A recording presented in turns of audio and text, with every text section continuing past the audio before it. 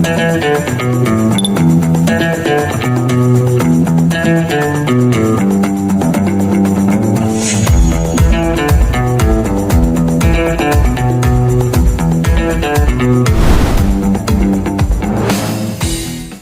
wakas pa sa lupa ng lumpia, magtipikal na lumpia. Pinapakilala ko ang aming bagong produkto, ang tinatawag na lumpiang sisig. Gusto mo ba? Ano ba yan? Tingnan na naman, di ko nagsasabi. Bakit? Masarap naman yung siyang ngayon. Tignan mo ako sa loob. Ikaw? Parang lagi naman ito yung ano na. Wala mo ba? May parang ang dry din. Lumpia!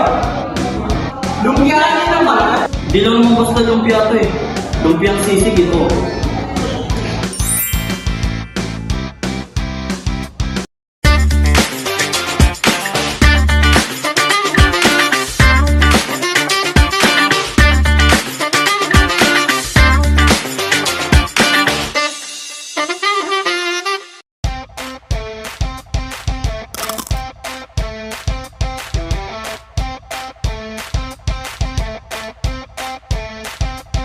Ano nga ba ang mga benefits ng ating lumpiang sisig?